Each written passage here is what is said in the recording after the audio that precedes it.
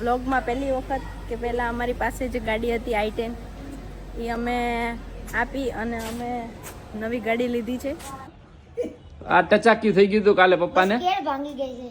હા, અમારા ઘરમાં છે ને એક રોજનો ડખો હોય છે. શું ડખો હોય છે? ને બધા મને એવી કોમેન્ટ કરે છે કે આ તમારા દીકરાને કઈ ખવડાવો કે પહેલી વાર છે તો મેં જોયું છે બ્રાન્ડ ફેક્ટરીની બહાર હું કાયમ બોર્ડ વાંચતી હોઉં પણ મને એમ ઘણી સમજાતું નથી. પણ ઓલું પ્રેક્ટિકલમાં ખબર ન પડે. પ્રેક્ટિકલમાં ખબર પડે છે, આમના વાતમાં ન ખબર પડે. હે ભગવાન, કે સૌથી વાલા દાદા છે.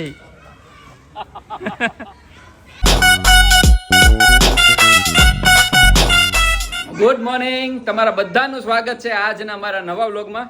તો આઈ હોપ કે તમે બધા મજામાં છો. અમે મજામાં છીએ. તો બહાર બહુ તડકો છે અને બહુ ગરમી છે, તો તમારા બધાનું ધ્યાન રાખજો. અને વ્લોગની શરૂઆત કરીએ મમ્મીથી. ચલો પહેલા મમ્મી શું કરે છે જોઈ લઈએ. સવાર પડી ગઈ છે મસ્ત મજાની અને મમ્મી કરે છે પૂજા. આ એમનું નિત્યક્રમ છે. જમ્યા પહેલા પૂજા કરી લેવાની. જમ્યા હા એટલે પૂજા થઈ જાય પછી જ જમવાનું હે ને મમ્મી? પણ જોકે હમણાંથી તો થોડુંક ફેરફાર આવ્યો કારણ કે ઉંમર થઈ છે અને એના કારણે. તો મમ્મી શું કેવું છે તમારું? આ પૂજા કરવી જોઈએ ન કરવી જોઈએ શું છે? હે પૂજા તો કરવી જ જોઈએ. બરોબર. અને એના કારણે અમારી આ ઢીંગલી પણ શીખી ગઈ છે. બાની હારે હારે અગરબત્તી ને એ બધું સાથે સાથે લઈને ફરતી હોય છે. ક્યાં કર રહી હો રીવાબેન? હે રીવાબેન ક્યાં કર રહે હો? હે मैं गेम खेल रहा है. किसके साथ खेल रहे हो गेम? बा के साथ गेम खेल रहे हो? તો બા ને છોકરાઓનું બોન્ડિંગ બહુ સરસ હોય છે. તને બા સાથે મજા આવે છે? દાદાને શું થઈ ગયું હતું રીવા? હે ક્યાં ટચાક્યું થઈ ગયું હતું દાદાને? કેવી રીતે હાલતા હતા દાદા? જો રીવા બા ધ્વનિત બતાવે આમ થાય હતું. હા, આ ટચાક્યું થઈ ગયું હતું કાલે પપ્પાને. ભાંગી ગઈ છે. હા, પણ લિમિટ બાર નું હાલી જાય તો માણસ શું કરે? જો આ બીજું, જો આમ આ બાજુ ચાલો તો આ બાજુ છે. જો આમ આ ટચાક્યું થઈ ગયું તો આમને ટચાક્યું થઈ ગયું છે. હા, રીવાને ટચાક્યું થઈ ગયું. ક્યાં કેમ હાલતા હતા દાદા? શું થઈ ગયું દાદાને? જો અહીંયા આવતો. કઈ બાજુ ઉપડી સવારી? બગીચે. બગીચે શું કરવાનું? બેવો બધા ધામા નાખવાના. દાદાને ધામા નાખવાના. ધનુ આવજો પાણી પીવા આવી ને ધનુ. હા હા, હું તો નીચે જ નહીં. હા, તો હમણાં છે ને આખી અમારી સોસાયટીના સિનિયર સિટીઝનની આખી મંડળી છે ને ત્યાં આગળ બેઠી હોય છે અમારા ગાર્ડનમાં. તો એ હમણાં હું તમને નીચે જઈને બતાવું છું. હાજી. તો આ તમે જોવો છો એને ગાભા બધા કાઢ્યા છે આટલા બધા. આ બધા આ થેલી ભરીને ગાભા. તો એને છે ને ધારાબેને કીધું છે કે બ્રાન્ડ ફેક્ટરીની અંદર જૂના કપડા આપો ને તો નવા આપે છે. એટલે મેં એને સમજાવ્યું કે જૂનું આપીને નવું આપે ને એમાં કાંઈક લોચો જ હોય. તોય તે ના કે તમે મને લઈ જાઓ. એટલે હવે પાર્ટી આપણે છે ને એને લઈ જઈએ છીએ. ત્યાં જઈને જે થાય આપણે જોયું જાય છે. કંઈક આના પૈસા કેટલા કાપી દે છે શું છે એ બધી જ માહિતી તમને આગળના વિડીયોમાં હવે મળશે. તમારે કાંઈ કેવું જ મેડમ? જોઈએ તો ખબર પડે ને શું છે શું નહીં. સારું હાલો તારે જોઈ લઈએ. પહેલી વખત એક્સપિરિયન્સ તો કરીએ. પહેલી વાર છે તો મેં જોયું છે બ્રાન્ડ ફેક્ટરીની બહાર હું કાયમ બોર્ડ વાંચતી હોઉં પણ મને એમ ઘણી સમજાતું નથી. પણ ઓલું પ્રેક્ટિકલમાં ખબર ન પડે. પ્રેક્ટિકલમાં ખબર પડે છે, આમના વાતમાં ન ખબર પડે. હે ભગવાન, કહાં સે આતે હે લોગ? જો બતાવો આને. જો એસી બંધ, પંખો બંધ કરી દીધો એટલે માણસનું મગજ કેવું થઈ જાય, બધું ભૂલી જવાય. ઓ માય ગોડ, આજે મને ખબર પડી કે એસી અને પંખો ચાલુ હોય ને તો જ મગજ ચાલે છે. એટલે હવે નોટ કરી રાખજો કે મગજ છે ને રાધ્ય ઇરિટેશન થાય. આમ ગરમી વાળ એક તો ખુલ્લા હોય, નો મજા આવે. તમને નો ખબર પડે હશે ભાઈ, અમને ખબર ન પડે એટલે તમે તમારી યારે લગ્ન કર્યા છે. અહીંયા આગળ આ ચર્ચાને આપણે વિરામ આપીએ છીએ, નહીતર આ ચર્ચા બહુ ઉગ્ર થઈ જશે.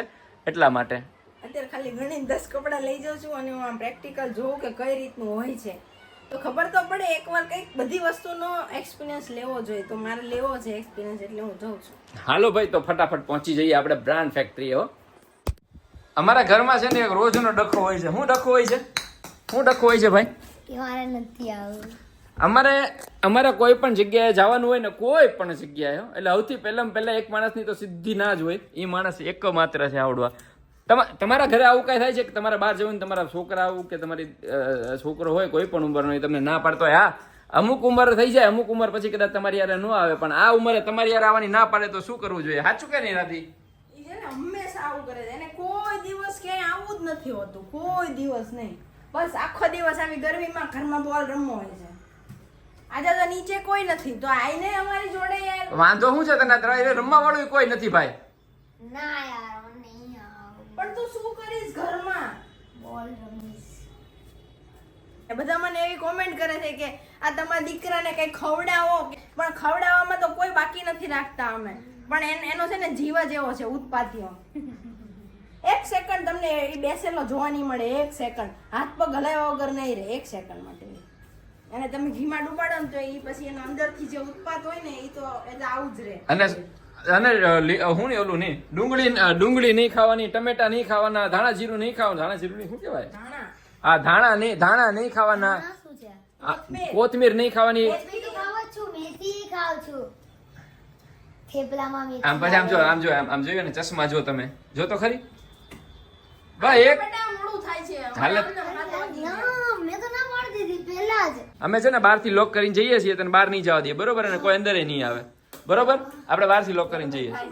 હાલો તો બહારથી અમે લોક કરીને જઈએ છીએ, એને ક્યાંય બહાર આવવાનું નથી થતું. નીચે કોઈ જ રમતું નથી અને એટલી ભયંકર ગરમી છે ને, જે રમે છે ને 3-4 જણા એ ધ્વનિતના ફ્રેન્ડ નથી એટલે એ નીચે નો આવ્યો, પણ અમારી જોડે નો આવ્યો. તો અમે એકલા જઈશું. બહાર બહુ જ ગરમી છે અને તમને બધાને આમ તો જે લોકો વિડીયો રેગ્યુલર જોવે છે એ બધાને ખબર જ છે, પણ વ્લોગમાં પહેલી વખત કે પહેલાં અમારી પાસે જે ગાડી હતી i10 એ અમે આપી અને અમે નવી ગાડી લીધી છે, મારી ફેવરેટ, અમારો ચિત્તો.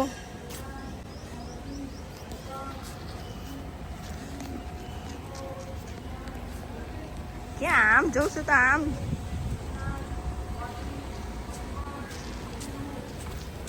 ચિત્તામાં મારી ચિત્તી બેઠી છે અંદર. બચુકડી કાં ગઈ? ચુકડી પાછળ ઓકે જઈએ હવે. હાલો, હું તો ક્યાં ના પડું છું. મેં બધાને આપણો ચિત્તો બતાવ્યો. તો બધા મારે રીવા જ્યારે નીચેથી ગાડી આગળથી નીકળે એટલે એમ કે જો પપ્પા આપણો ચિત્તો પલ્યો છે. હું બેઠું છું આગળ બેટા, હું ખોલું છું કા ચાકી આટલી કે તો તું કેમાં બેઠી છો? આ શું છે આપણું? હે ચિત્તો.